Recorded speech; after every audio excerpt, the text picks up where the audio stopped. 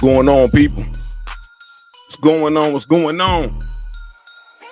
Like to welcome y'all to Talk That Talk. Hey, man, it's your guy, Jesus Hawthorne. And, man, we about to get straight to it.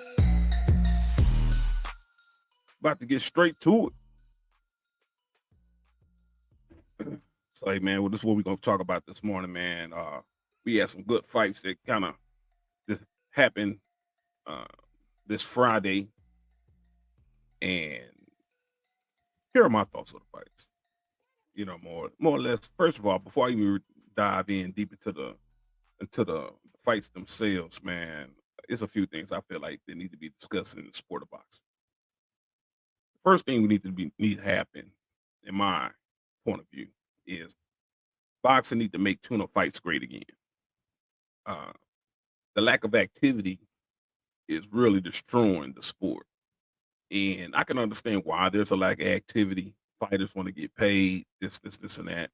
I believe that certain steps, man, are being skipped, especially from, you know, boxers from, I'm gonna say the 80s, because that's roughly around my age demographic, what I was able to remember, man. Because I did a little boxing myself. My pops box.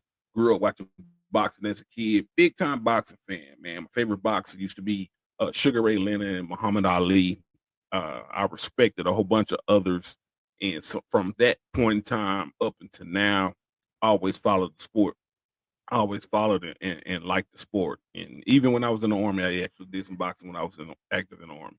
But one thing that I know is timing is everything. Timing is everything, and the lack of activity is making a subpar performance inside the ring, or not giving the fans what they want to see. One is because you know the lack of activity makes your timing bad. Because your timing is bad, you're hesitant to throw. uh you're prone to run. um because boxing, honestly, is a hit and not get hit sport. So when you in a frame of mind that you're not comfortable with throwing a punch that's actually is going to connect, you're subconsciously you're focused on the fact of not getting hit. And you add those two together and you put somebody in a ring with somebody, you're uncomfortable. You're extremely uncomfortable. And so you know, it kind of, you kind of have a weak performance. You know what I'm saying? You can probably survive off of instinct, but you have a weak performance. So because boxers want to get paid, here is my recommendation, man. I believe that uh they need to put fights on Netflix. They need to put fights on Netflix, ESPN, and ABC like they used to. I don't know how uh, the promoters uh, can make that adjustments, but upcoming fighters, especially upcoming fighters, man, the traditionally it used to be, if you was an upcoming fighter, you had to fight at least 3 to 4 times a year. One, that's how you get your experience up. Two, it's the promotion. As you start becoming successful, you become a household name. You create a drawing, you create a following, and when it's time to do what the fighters really want, they want a big time pay-per-view fight. You have created the momentum to make people want to spend that additional money on you. You know what I'm saying? So I believe that's what needs to happen. I don't know why it stopped happening. The reason why I say Netflix and ESPN, especially because some of these quote unquote pay-per-view fights are not pay-per-view quality. Like there's not a draw to the point that somebody's willing to spend, you know, uh, uh, $75 to $90 for the fight card. It is just not. It just not. Um, and that's just honest. That's just honest. There's a few fighters that got that draw. Everybody knows Tank got that draw. I believe currently Bud will get that draw, but even with Bud, everything is kind of questionable now because I believe he only had one fight since the Spence fight. He only had one fight since that fight. Like, I'm wondering about his timing. His timing. Hopefully, he's doing great work with sparring partners and things of that nature. I'm pretty sure that he is, and that's great. And that, you know what? And that's going to move me to my next subject. Uh, Stop releasing sparring matches on social media. Stop releasing sparring matches. Period. You know what I'm saying? Because for those that have boxed before and those who really know about the sport of boxing, sparring ain't a fight. Even though you are fighting, but just the setup of a spar, it's not like how you will be in a fight. You know, so with that being said, a lot of things get kind of thrown off the table when somebody sit back and like, ooh, they're showing the tape of the sparring match. What they not showing you is what was all the work that was put into before they actually went into before those two fighters got into the ring with each other. Was one fresh? Have the other one already had rounds, multiple rounds fighting other fighters? Did somebody just got through coming back from a 5-mile run? There's numerous things. How long has this person been sparring? You know what I'm saying? Was he is he all as we call lather up and his timing is there and somebody just stepped into the ring sparring? It's a few questions is always there versus if we in a legitimate fight and I know I'm fighting you and I'm locked in on you and you only.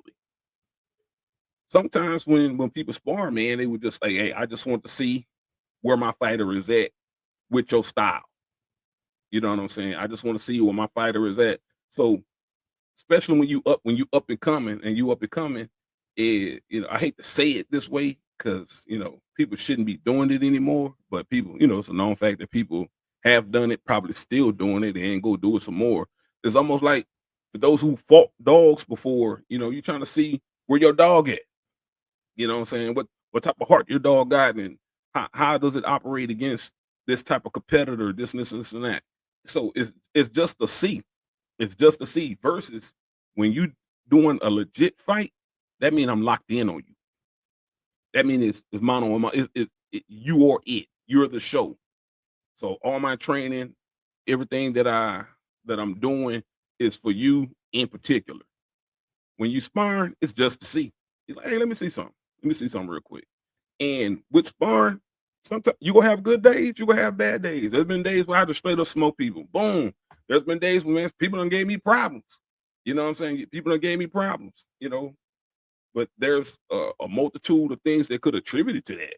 You know what I'm saying? Like, hey, was I having a bad day? Well, was I there mentally?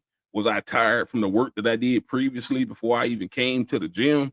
There's a few things, and it's vice versa for the people that that I say I handle pretty well. So that's why I don't even count it for nothing. Sparring is the sparring. Majority of the time, man, it's just great activity, and you really trying to work on your timing. And if it was certain things that you was working on in the gym to get better at, like in regarding of your drills, certain boxing drills and stuff that you're doing, and you trying to do it on a live person to see, you know, how is them drills transitioning into the ring. So sometimes work is just work, and because fighters are being recorded, inspiring, and now people are kind of put in that type of work that's going to take you to the next level. You know what I'm saying? Because even with big time fights and stuff coming up, and it's unfortunate that they had to put the causes in, but that was the whole point. You bringing in somebody because it was certain things that you wanted to work on, and nobody want to be embarrassed and all that other type of stuff because sparring ain't a real fight. Sparring ain't a real fight. Even back in the day, yes, it was like whispers, like, "Hey, man, I heard when such was brought such in this sparring camp, which called putting in work." Hey, yeah, but the only time it really kind of leaked out or somebody spoke about it is if that particular person was getting worked over the whole camp. Like, oh, no, it wasn't just a situation, a certain circumstance or a situation, or he called him type stuff. Like, nah, that dude was working him the whole camp.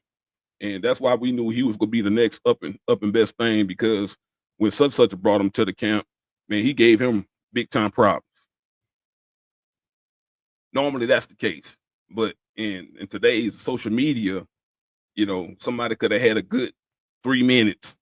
You know what I'm saying? Somebody could have had a good minute and a half of sparring against somebody, and all of a sudden, now you done made another fighter look bad, or whatever the case may be. They kind of embarrassed. So now people can't even get good work with sparring and stuff because nobody want to be embarrassed on social media. So one, man, get the social media, get that off there, man. Stop the sparring. Moving towards the fights, man. First thing I want to say, man, style make fights. So when we talking about this fight that just happened, and Devin Haney, hey man, good job, man. You got you a win against Ramirez. That Ryan and Rolly thing. Uh, this even though Ryan Garcia lost, uh, I don't know how much that quote unquote PED, how much did that really affected the Haney fight. One thing I will say, style make fights. Um, that left hand that Ryan Garcia has, that check hook, that nasty hook that he got. Haney didn't have an answer for it. The guy that he was particularly fighting didn't, enforce it and push it, and plus, Haney was on this, on his bicycle, definitely doing a whole bunch of sticking and moving. So you never really got a chance to see that develop. In regarding of Ryan Garcia when he fought a Rolly, clearly you can see that Rolly was the bigger, stronger, more dominant fighter in there. I think a lot of people forgot about the fact when Rolly was fighting Tank. Uh, Me personally, I had Rolly up in that fight before he got knocked out. He just got caught. He got caught by the best in the business. You know what I'm saying, in regarding of setting traps and doing that and being a technician, which a lot of people just look at Tank as like this just super duper power puncher, in which he is, but he's more than that. He is a legit boxer. He's a legit thinker in there. And a lot of times he lean on his power too much because he know he got it. I mean, he know he got that sonic boom. And he got caught. Rolly got caught. But before then, Rolly was actually, to me, was outboxing. Rounds, I gave Rolly was up in rounds versus Tank. Rolly was up in rounds. With that being said, when he was fighting against Ryan Garcia and Rolly kept that right hand up, something that Devin Haney didn't do then. And even in this fight right now, if you pay attention, that right hand was down. It's just the guy that Haney was fighting didn't have that quick whip like Ryan Garcia. You know what I'm saying? So that's what I say. Style makes fights. Ryan Garcia's style was picture perfect to beat and expose Haney. Unfortunately, when you fight Rolly is a bigger guy. He was tracking him down. He did great body work to make Ryan Garcia become more stationary. So to slow down his mobility, he understood by going to the body. Then on top of that, like I said, man, when Rolly on his game, man, he's a great boxer. He was a great boxer, and he absolutely outperformed him. He kept his right hand up to neutralize that whip. And unfortunately, Ryan Garcia looked like a one-trick pony when the trick wasn't available. Like he couldn't get his combinations off. That could have been for the fact of one, not having a tune-up fight. Two, maybe the people that he was bringing into the training camps for the sparring, not getting the proper work to be prepared for Rolly. Rolly was absolutely prepared for Ryan Garcia. Him going up into that weight class, the 147. Most people say, "Hey, man, the dude looked like chiseled out like a young Mike Tyson, like that weight hit him well." Versus how Ryan Garcia looked. And even Tank was like, hey, he said, man, Rolly's strong. Like Rolly's a strong dude. And I believe that fight happened at 135. So congratulations to Rolly, Ryan Garcia. Hey man, you need to do those things that I just got through speaking on the podcast earlier, brother. You just need, I believe you need to be able to bring in better people in your sparring matches. Working on your time, and you need more activity, and because it's a timing thing, man. You know, when you been in there and you don't working, man, you're not even thinking anymore. In regarding of your setups, you're just responding. You immediately identifying and you responding to the weaknesses that you see, and you're getting your hands off, so you won't be so hesitant. Because a lot of times that's what it is. You just hesitant. Nope. So you got caught in the second round, and that's just the same situation, man. Just I believe it was a timing thing, not working on your defense. I believe you getting caught there early is a testament of Rolly seeing something, and probably in some tape or something like that, and some things that he was working on. He caught it exposed. Uh, I believe maybe your defense wasn't up to par because uh, the lack of quality, maybe of sparring partners, or maybe you didn't do enough sparring work just to work on your reflexes. Live reflexes when somebody really swinging arms back at you. But yeah, man, that's those are my thoughts. Those are my thoughts of uh the recap. Oh yeah, uh Tio Lopez. Hey man, you could tell the guy was doing work. You could tell Lopez looked like he was out there working. Like he he been working. He been active. You can tell. You could tell. You could tell. You know what I'm saying? You can absolutely tell. You can absolutely tell. And I know the lack of fighting is mostly because the fighters want to get paid more. But for the fighters, for y'all to get paid more, we got to find out and create different avenues, because lot of people, including myself, nobody want to pay that type of money for that quality of a fight. That's something that deserve to be on ESPN, something that deserve to be on Netflix. In regarding of just the build up for the promotion, y'all haven't been fighting enough to make the fight even hype. Like we ain't heard from y'all in a year. Spence, I believe it's like going on 2 years. Like y'all need to get in the ring. It has to be more activity. It has to be more activity. Even on the level that y'all own as champions, at the minimum, y'all should be fighting at least twice a year. Back in the day, I remember fighters fought anywhere between 3 to 4 times a year. So the up and coming fighters or newly crowned champions, y'all was in the ring for at least, you know, 3 fights, 3 times a year. At a bare minimum, 2 times a year. So these are the things that need to happen to make boxing great again. I know it's about a check, but hey man, between ESPN, Netflix, ABC, how it used to be, there has to be a way. There has to be a way for y'all to get the exposure that y'all need. Promoters need to step in and really just do their job instead of having guys signed to you. Man, your job as promoter is to promote that guy on every avenue. So you got to create fights for this guy. So promoters, I need to come together and all that other type of stuff to make the fights, to make the good fights, especially as they up and coming. And for all the other fights, hey man, one loss don't destroy your career. So if you come up, man, and you know you 9-0 and you fight another up and coming fighter and he 8-0 and he just so happened to knock you down or whatever the case may be, dog, you can get back in there. Everybody's not gonna do the Floyd. Everybody's not gonna do the Floyd. It was a phenomenon. That's why it took so long for when he showed up and it happened that way. You know, it wasn't no undefeated fighters way before the end. That's gonna be a record that probably never be touched. Never be touched. It's okay, man, but even when Floyd got in there, he got in there with some dogs.